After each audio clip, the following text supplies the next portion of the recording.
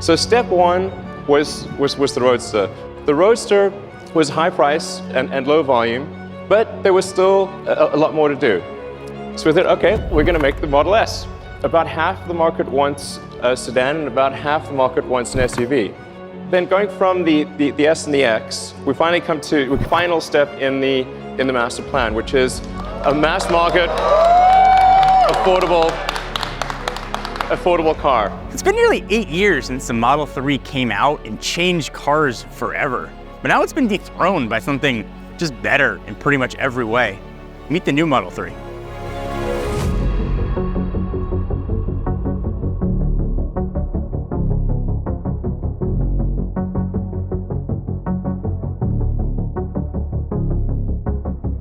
So this is the all-new Model 3. You might know it by its code name, Project Highland.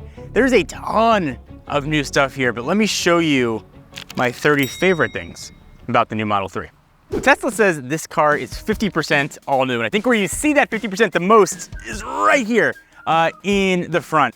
The front fascia is all new, and to my eye, it looks way sportier. It looks even way more refined.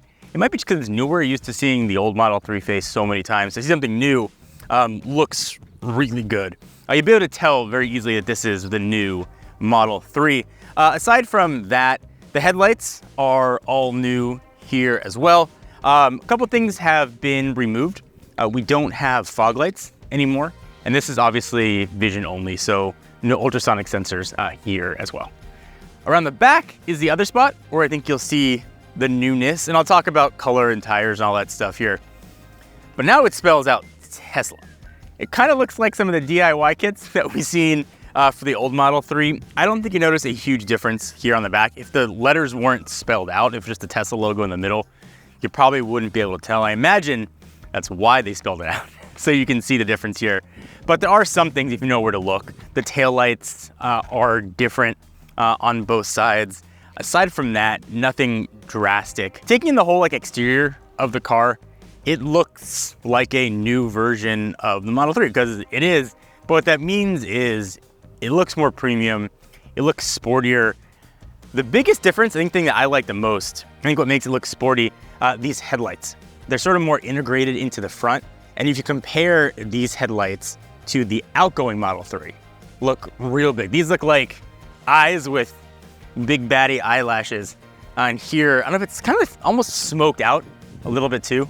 It just looks way, way sleeker to me. So meet Stealth Gray, replacing Midnight Silver Metallic. A little bit darker, a little richer, a little shinier, I think. Not a huge difference here. I think the red is where you see the biggest change. Also new, the wheels. So these are the new 18-inch wheels. There's obviously caps that will come off. And much like the front of the car, I think those look way sleeker too. When you compare it to the outgoing ones, these look more like aero rims. They're here just for efficiency.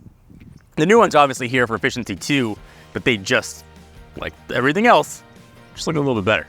So the front and the back is where the biggest differences are noticed. The side of these cars, if you just look at it from the side, I don't look at the wheels, I don't think you'll be able to tell it was the new Highland Model 3 versus the outgoing Model 3. Everything here looks identical. Blacked out trim, camera placement in the B-pillar, everything. One thing that I wish was here, and I'm just gonna guess is probably coming at some point, there were some pictures that Tesla had on the press site initially when they started showing this that showed a front camera down here in the bumper. This does not obviously have it. I would assume that it's going to be coming, but as of right now, at least at launch, it's not here. So while a lot of stuff changed with the new Model 3, what didn't change, at least here in the US, is price, which is pretty awesome. Standard range still starts, at least right now, under 39. Long range still starts under 46. Also rumors of performance version, but I'll talk about that a bit later too. All right, so I might have exaggerated a little bit when I said most of the things you're gonna notice design-wise are in the front of the car. There's a lot new happening inside. Start with the wheel. More S and X than outgoing 3 and Y. I'm not gonna spend too much time on this. If you've seen one of the new S and X's, this should all be pretty familiar. We do have actually a physical honky horn, so you push this in and actually is a mechanism, which is awesome. The stocks are gone, you control on the screen, you've seen that before. I don't mind the removal of stocks. I think it would be easier if they were here just because I'm used to them. But I will say after the week with the car, it took about 4 days. I did get pretty good muscle memory for where things were located for the turn signals. And I don't mind the stocks being gone as long as there's a physical horn here. I know it seems weird, those two things go together. But it always struck me as weird that the horn was an actual button instead of a horn in emergency to push. I actually don't mind how Tesla did this here. I think it's actually a really good compromise between them trying to sort of push things forward, but also not sacrificing kind of safety features to do it. So one difference though, these are actually clicky buttons instead of just touch sensitive like on the S and the X. So this and the Cybertruck actually share that. I like it. You actually you can know you're actually clicking something instead of just haptics. So in case you're wondering where you actually would change gears if you didn't want to use a screen, it's actually up here. A lot of other smaller changes here. The screen now has thinner bezels. It's at higher refresh rate here too. I don't notice a huge difference, especially since Tesla switched to the Ryzen chips versus the outgoing Model 3 that has the Ryzen in. It's still really fast. A lot of like less loading in squares. That was pretty prevalent with the outgoing sort of Intel version, but it's what was fast is fast, and I guess slightly faster. I do notice it does get a little bit brighter though, which is nice to have. Other small changes in here. This is mostly the same. The wireless charger. This is still like the best wireless charger, I think, in any car. I don't know why another car manufacturer can't duplicate this. Center console here is new. It opens and closes and that kind of stuff. Nothing like overly exciting there. Big deep storage. Inside of here, can't even see it, but a 65-watt USB-C port, which is really nice in case you want to power a bunch of stuff. So the other big changes, this was a really pleasant surprise. So ambient lighting all the way around. You can control it from the settings, and we've seen ambient lighting on other cars before. There's not too much to say here. But Tesla's implementation is really clean. I love that you can pick the colors, and it absolutely pops at night. Gone is sort of the wood that we saw on the outgoing Model 3 here. So this is the standard range version. So you've got kind of this fabric-y material here. It feels really nice to see. And below it is sort of that single blade of air. Another thing that's slightly new here, it's kind of a theme. There's a lot of things slightly new. You actually turn off the passenger air if you want to, so it's gonna get real loud here in a second. But if I hold this down, it'll turn off the passenger side, which is something that is new. If your passenger doesn't want air, you've got that option now here as well. As if that wasn't enough things that were new, the seats are all new here too. So perforated everywhere, front and back, but front and passenger are all ventilated now too, which is really nice. And it's not like a weak ventilation. Actually, you can feel it in your bits how well it works. And it's been 2 years since I had my performance Model 3. So it's been a minute since I spent a lot of time in a Model 3, but to my back and my butt, these seats are way more comfortable than that Performance 3 that I had was. These are really comfortable seats. Big question that I had was build quality. Probably you guys were wondering that too.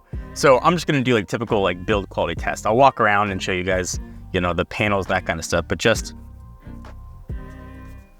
you can hear that, or not hear it, I guess. There's no squeaks, no pushes. This is really a well-built car. I think Tesla's been plagued with some build quality issues, and by their own admission in the past, maybe this is just a car that they gave me. This car is really well built. Another giant change that I don't think Tesla's gonna talk about too much, but you'll absolutely notice there's all new acoustic glass happening in here. It is so much quieter to drive. This feels more like Mercedes, just from a noise cancellation standpoint, than Tesla has ever felt before. When I had my Performance 3, I always heard outside noise, maybe because I had bigger tires on it, but this is really quiet. So let me try to show you the difference. All right, so I am in the outgoing Model 3 right now. I just want to show the noise cancellation. So Robert outside is going to play a non-copywritten song as loud as possible, and that's full volume out there. So I'm gonna roll up the window so you can hear what it sounds like in the older Model 3 first. The window's going up. Well, it's quieter, but you can still hear it, and I'll be quiet so you can hear it. All right, so now let me show you what that sounds like in the new Model 3. So same situation now in the new Model 3, plus a horn honking in the background. Got the music playing, I'm gonna roll up the window.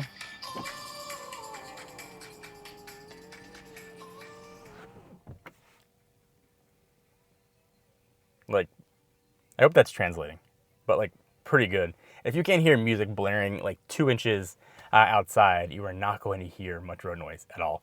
This is a giant difference and a giant improvement for Tesla. So Tesla said that all the seats were redesigned. The back seats feel about the same. They're always pretty comfortable. In case you're just wondering what legroom is, I'm sitting behind my own seating position. I'm not that tall, at like 5'10". One change, this is just as a parent, that I wish Tesla would make in their cars, I hope they're listening, stop recessing the seatbelts. When you have to put in a booster seat to click into it, they often extend over and they're so hard to find. Make them all like this, like the middle seat, where it comes out. Just as a parent, I'd really appreciate that. I would have liked to have seen that here. But something that's giant new, and this is straight out of the S and the X, we now have a rear screen in the Model 3, and this really helps make it seem like a much more premium car. You have cars that cost 2 or 3, sometimes even 4 times the price that don't have this option, and it looks really good. It's got the thinner bezels like the new S and the X have. The holiday update came, so you can connect Bluetooth audio to it, so you don't have to listen to what your kid's listening to. But all the stuff you'd expect from a Tesla screen is here. You can watch movies, even play games, and control the fans from here as well. 2 USB-Cs. So the drive is still like very clearly, like unmistakably in a Tesla, but it does feel smoother. There's upgraded suspension. It feels more like you're gliding over the road than you are actually like feeling the pavement. I know that's like a good way to describe it. It just feels smoother. Speaking of DIY job, it's like Tesla saw those kits and we're like, oh, let's just do that. What that Model Y has. All right, so I'll show you performance here. It's not a fast car, but it's not slow either. It's got plenty of zip. I mean, I'm able to pass a Y performance. Like he didn't know I was racing it. Sorry. It's still a plenty fast car. Driving is where you're gonna see that new sort of acoustic glass, or they've done acoustically to make it quieter. It is really quieting here. You don't hear kind of the motor whirs that you hear with some electric cars or with Teslas in general. Yes, it kind of goes as you accelerate. You just don't hear that. You don't hear a lot of wind noise.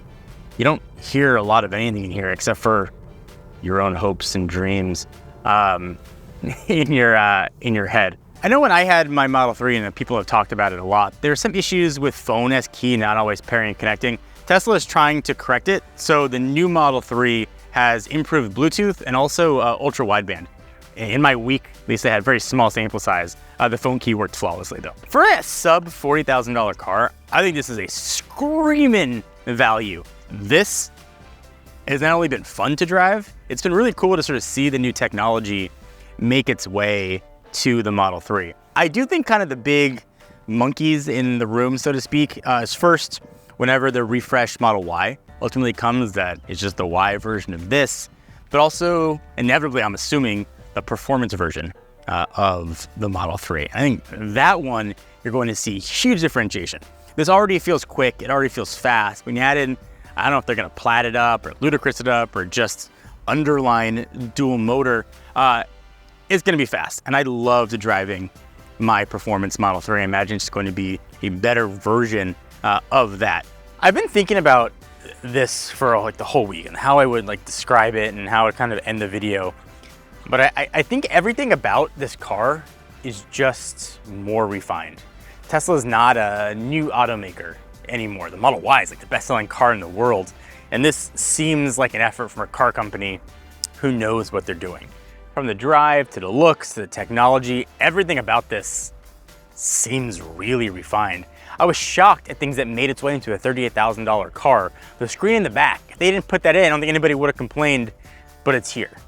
The acoustic glass on the $38,000 car, people wouldn't have complained about the old version, but it's here. There's a lot of refinements and value for the dollar. It's certainly missing some stuff that I would like it to have, but those are compromises I think a lot of people are going to be very, very, very willing to make. And if they do, they're going to get an absolutely awesome car that I think pretty much everybody is going to love.